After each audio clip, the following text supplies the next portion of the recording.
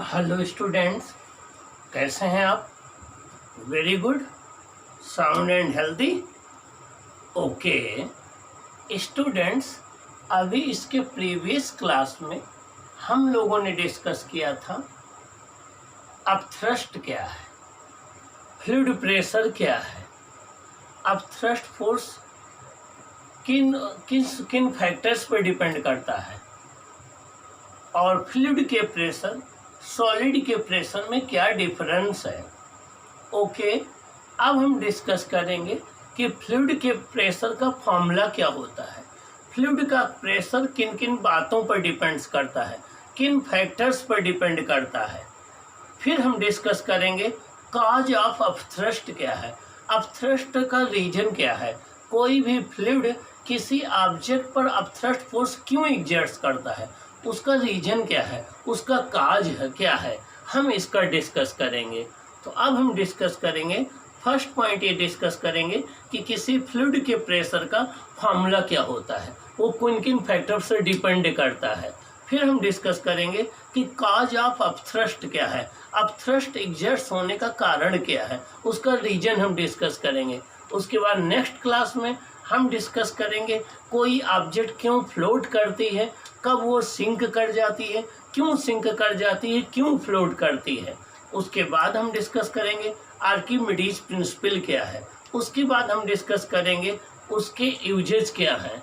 फिर हम डिस्कस करेंगे लॉज ऑफ फ्लोटेशन क्या है। इसी के साथ आपका ये चैप्टर एंड हो जाएगा। आइए हम लोग डिस्कस करते हैं। ओके, स्टार्ट करते हैं। हमारा टॉपिक है expression for fluid pressure. Expression means होता है फार्मूला, एक्सप्रेशन मीन्स फार्मूला किसके लिए, फॉर फ्लूइड प्रेशर के लिए। किसके लिए? फ्लूइड प्रेशर के लिए। मीन्स कोई लिक्विड हो या कोई एक गैस हो, अगर किसी कंटेनर में वो फिल्ड है, मीन्स भरी हुई है, और उस कंटेनर के अंदर आप किसी पॉइंट पर प्रेशर फाइंड आउट करना चाहते हैं, तो किस फार्मूले से फाइंड आउट करेंगे, क्या उसका एक्सप्रेशन होगा, ये हम डिस्कस करेंगे। आइए हम देखते हैं। ये है टॉपिक 1। ये कोई आपका कंटेनर है, ये कोई एक कंटेनर है, इस कंटेनर में कोई एक लिक्विड फील्ड है। ये कोई एक कंटेनर है, इस कंटेनर में लिक्विड फील्ड है। क्या है? लिक्विड फील्ड है, और इस लिक्विड की डेंसिटी डी है। डी जो है वो डेंसिटी ऑफ लिक्विड है, डेंसिटी ऑफ लिक्विड। इस लिक्विड, देखिए ये कोई एक कंटेनर है, इस कंटेनर में ये कोई एक लिक्विड भरा हुआ है। इस लिक्विड की डेंसिटी क्या है? डी है। लिक्विड की डेंसिटी क्या है? डी है। अब ये लिक्विड का फ्री सरफेस कहलाता है, जो एटमॉस्फेयर की तरफ ओपन होता है, सबसे टॉप मोस्ट सरफेस होता है, इसको हम फ्री सरफेस बोलते हैं। क्या बोलते हैं? फ्री सरफेस बोलते हैं। तो ये आपका फ्री सरफेस है जो एटमॉस्फेयर की तरफ ओपन है, तो फ्री सरफेस इसका ये है। अब हमें इस लिक्विड के अंदर एक पॉइंट यम हमने कंसीडर कर लिया, एक पॉइंट यम कंसीडर कर लिया। इस यम पॉइंट पर हमें इस लिक्विड का प्रेशर फाइंड आउट करना है कि कितना प्रेशर ये एग्जर्ट्स करेगा। फिर से सुन लीजिए, ये कोई एक कंटेनर है, इसके अंदर एक लिक्विड भरा हुआ है, इस लिक्विड की डेंसिटी डी है। इस लिक्विड की डेंसिटी क्या है? डी है। और इस लिक्विड के अंदर हमने कोई पॉइंट यम ले लिया। इस यम पॉइंट पर हमें फाइंड आउट करना है कि प्रेशर कितना होगा। क्या फाइंड आउट करना है? कि इस यम पॉइंट पर इस लिक्विड का प्रेशर कितना होगा। कैसे फाइंड आउट करें, क्या उसका तरीका है, क्या मेथड है। मीन्स हम जानना चाहते हैं कि इस यम पॉइंट पर प्रेशर क्या होगा। इसके लिए हम क्या करते हैं कि यम पॉइंट पर एक सिलेंडर कंसीडर कर लेते हैं। यम पॉइंट पर एक सिलेंडर कंसीडर कर लेते हैं। इस सिलेंडर की हाइट जो होगी यहाँ फ्री सरफेस से डेप्थ के इक्वल होगी। इस सिलेंडर की हाइट हमने फ्री सरफेस से एच कंसीडर कर लिया। क्या कर लिया? एच कंसीडर कर लिया। मीन्स पी यम पॉइंट पर प्रेशर फाइंड आउट करने के लिए हम यम पॉइंट पर एक सिलेंडर कंसीडर कर लेते हैं। इस सिलेंडर का एक सरफेस यहाँ फ्री लेवल पर हो और एक सरफेस यहाँ यम पॉइंट पर हो। ये सिलेंडर इस सिलेंडर की हाइट h है, जो कि यहाँ फ्री सरफेस से इस पॉइंट की डेप्थ है। ओके, अब हमने आपको ये बताया था कि कोई भी लिक्विड अपने वेट की वजह से प्रेशर अप्लाई करता है, तो इस सिलेंडर के अंदर जितना वेट है वही वेट इस पॉइंट m पर थ्रस्ट अप्लाई करेगा। इस सिलेंडर के अंदर जितना लिक्विड का वेट है वही लिक्विड का वेट इस पॉइंट m पर एक थ्रस्ट अप्लाई करेगा, वो वर्टिकल डाउनवर्ड होगा।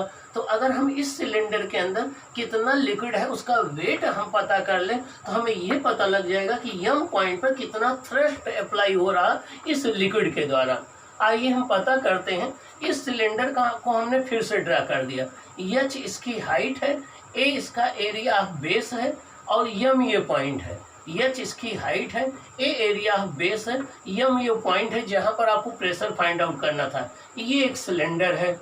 अब वेट ऑफ द लिक्विड हमें निकालना है, इसको W से डिनोट करते हैं, किसके अंदर, सिलेंडर के अंदर। तो वेट ऑफ लिक्विड W, इस सिलेंडर के अंदर कितना वेट होगा, वेट होता है, और ये जो वेट होगा यही थ्रस्ट होगा ऑन पॉइंट P पॉइंट पर यही थ्रस्ट हो जाएगा। जितना लिक्विड का वेट होगा इस सिलेंडर के अंदर वही इस m पॉइंट पर थ्रस्ट हो जाएगा। तो हो जाएगा thrust on the point m, thrust on the point m।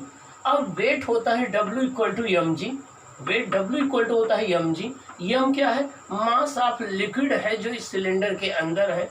g क्या है, acceleration due to gravity, g क्या है, acceleration due to gravity.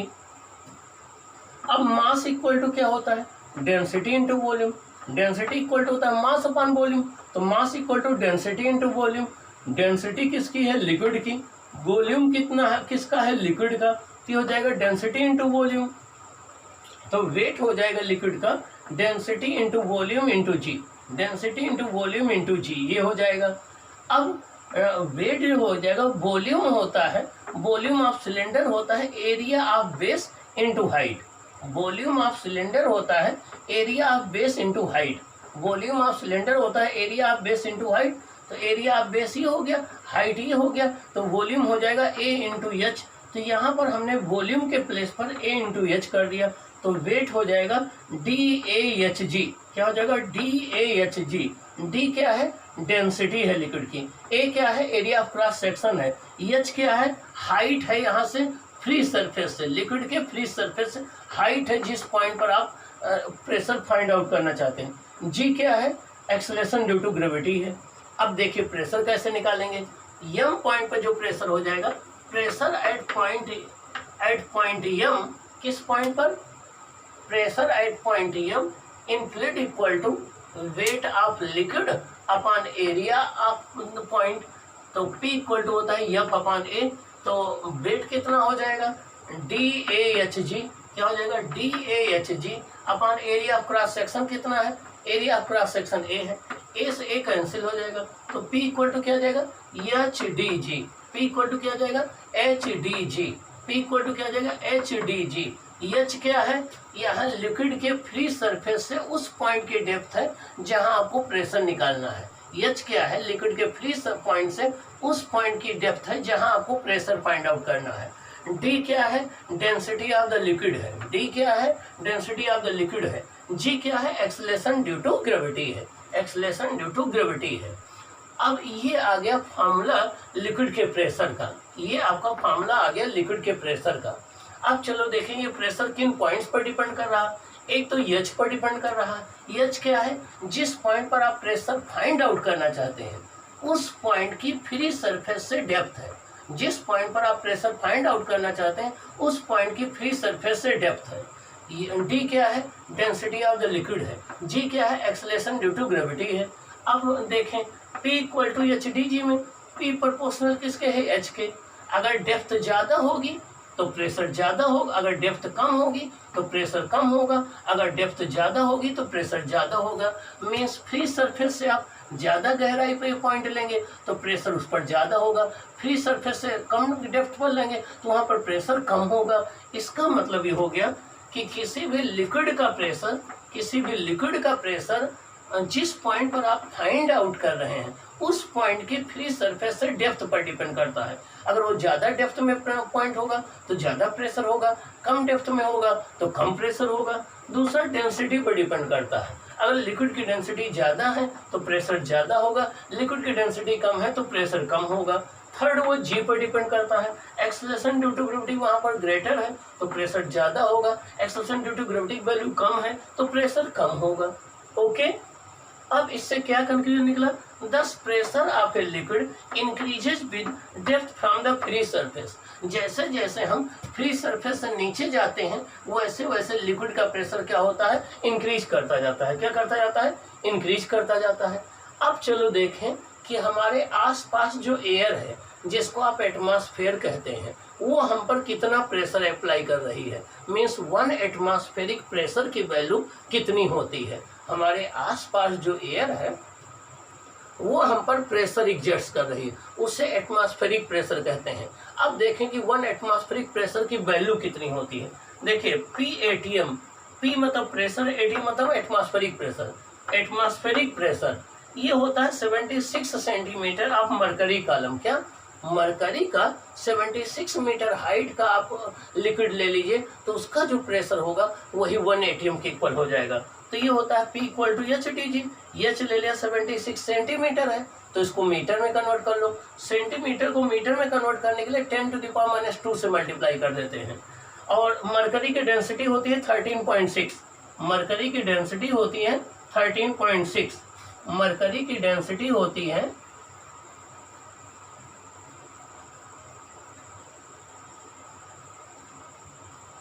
Mercury की डेंसिटी ये होती है। जी की वैल्यू कितनी है आपकी? 10। तो ये आपका आ जाएगा 1.01 इंटू 10⁵ न्यूटन पर मीटर स्क्वायर। 1.01 इंटू 10⁵ न्यूटन पर मीटर स्क्वायर। ये 1 एटमॉस्फेरिक प्रेशर की वैल्यू होती है। ये 1 एटमॉस्फेरिक प्रेशर की वैल्यू होती है। तो 1 एटमॉस्फेरिक प्रेशर की वैल्यू होती है 1.01 इंटू 10⁵ न्यूटन पर मीटर स्क्वायर। 1.01 इंटू 10⁵ न्यूटन पर मीटर स्क्वायर। ओके, तो ये रहा कि किसी लिक्विड का प्रेशर या फ्लूइड के प्रेशर का फार्मूला क्या होता है, वो किन बातों पर डिपेंड करता है, ये इसका डिस्कशन रहा। अब हम डिस्कस करेंगे स्टूडेंट्स कि कॉज ऑफ अपथ्रस्ट क्या है।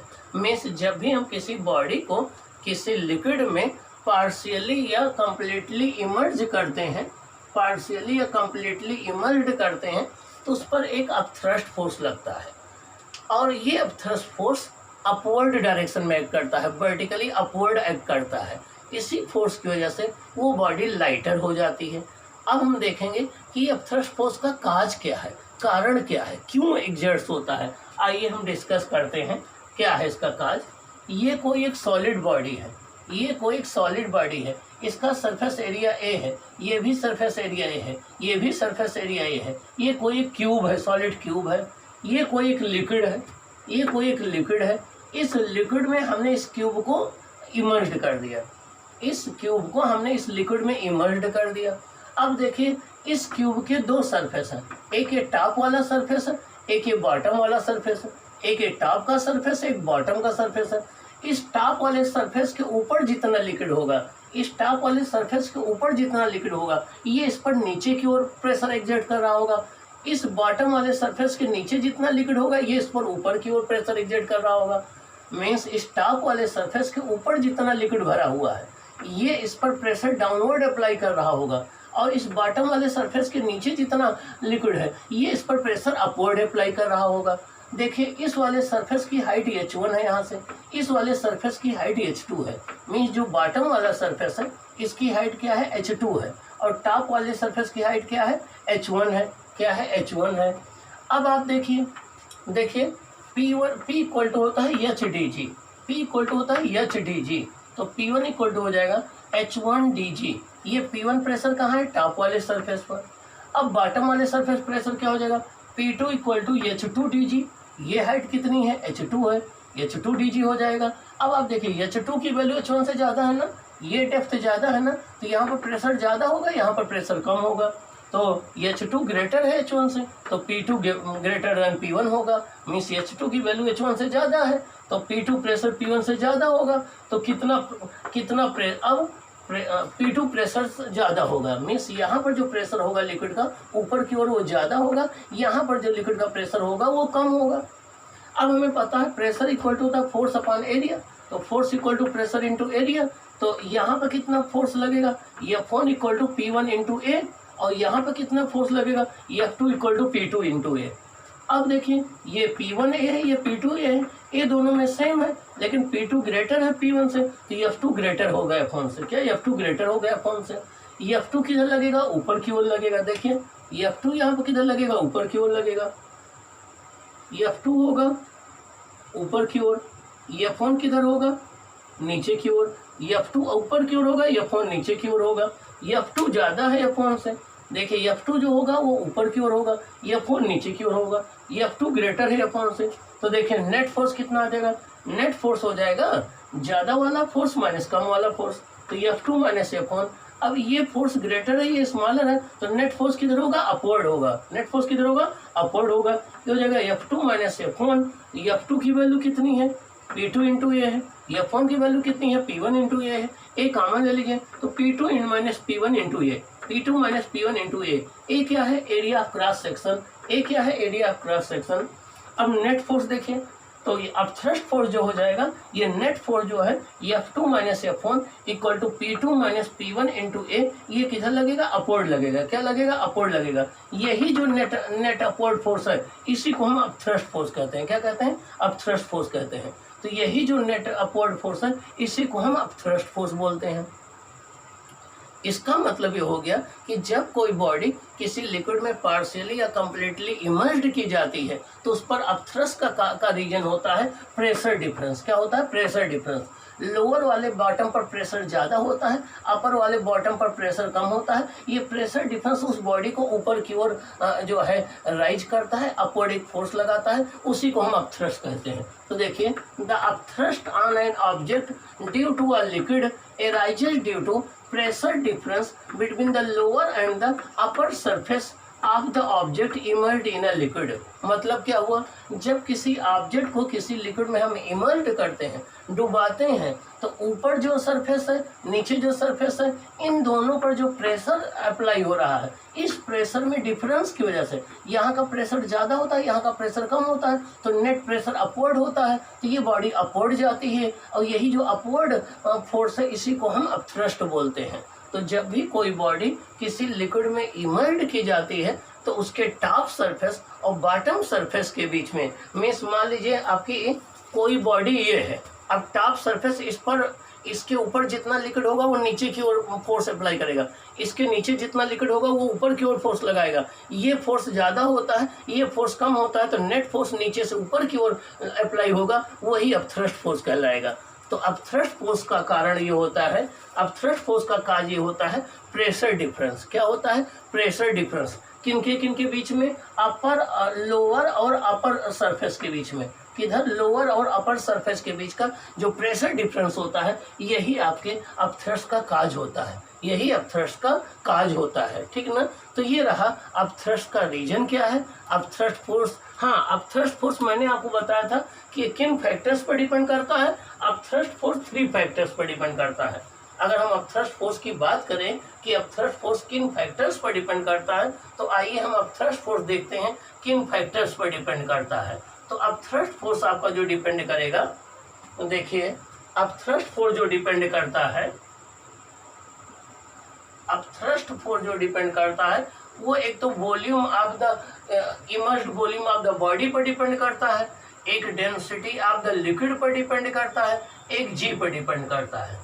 तो मीन्स अपथ्रस्ट फोर्स जो है किसी बॉडी पर, वो 3 फैक्टर पर डिपेंड करता है। एक emerged volume of the body पर डिपेंड करता है, इमर्ज्ड वॉल्यूम ज़्यादा होगा तो अपथ्रस्ट फोर्स ज़्यादा होगा, इमर्ज्ड वॉल्यूम कम होगा तो अपथ्रस्ट फोर्स कम होगा। एक डेंसिटी ऑफ द लिक्विड पर डिपेंड करता है, एक एक्सेलरेशन ड्यू टू ग्रेविटी पर डिपेंड करता है। ये उस बॉडी की डेंसिटी पर नहीं डिपेंड करता है जिसको आप इमर्ज करा रहे हैं, केवल उस लिक्विड की डेंसिटी पर डिपेंड करता है जिसमें आप इमर्ज करा रहे हैं। तो अपथ्रस्ट फोर्स 3 फैक्टर्स पर डिपेंड करता है। एक डिपेंड करता है emerged volume of the body, उस बॉडी का जितना पोर्शन डूबा हुआ है, इमर्ज्ड है। Density of the liquid, liquid की डेंसिटी क्या है उस पर डिपेंड करता है। और एक्सेलरेशन ड्यू टू ग्रेविटी, वहाँ पर एक्सेलरेशन ड्यू टू ग्रेविटी क्या है, इस बात पर डिपेंड करता है। तो अपथ्रस्ट फोर्स इन 3 फैक्टर्स पर डिपेंड करता है। ओके, इसका मतलब ये हो गया कि अब थ्रस्ट फोर्स जो है, अगर बॉडी का वॉल्यूम चेंज हो जाएगा, इमर्ज्ड फोर्स वॉल्यूम, तो अब थ्रस्ट फोर्स चेंज हो जाएगा। अगर जिस लिक्विड में इमर्ज करा उस लिक्विड की डेंसिटी चेंज हो जाएगी तो अब थ्रस्ट फोर्स चेंज हो जाएगा। एक रिवर के वाटर की डेंसिटी कम होती है, ओशन के वाटर की डेंसिटी ज़्यादा होती है। रीजन क्या है, उसमें साल्ट डिजॉल्व होते हैं, तो ओशन के वाटर में अब थ्रस्ट फोर्स ज़्यादा लगता है, तो वहाँ पर स्विम करना ज़्यादा आसान होता है। ओके, तो ये रहा डिस्कशन आपका कि किसी फ्लूइड के प्रेशर का फॉर्मूला क्या होता है और अपथ्रस्ट का काज क्या होता है। अब इसके बाद वाले टॉपिक में हम डिस्कस करेंगे कि कोई भी ऑब्जेक्ट किसी लिक्विड में जब इमर्ज कर दी जाए तो वो सिंक कर जाएगी या फ्लोट करेगी, कब सिंक करेगी, कब फ्लोट करेगी, कब पूरी डूब करके फ्लोट करेगी, ये हम डिस्कस करेंगे। फिर आर्किमिडीज प्रिंसिपल डिस्कस करेंगे, फिर उसका एप्लीकेशन डिस्कस करेंगे। इसी के साथ हम लोग ये चैप्टर एंड करेंगे। Okay, bye.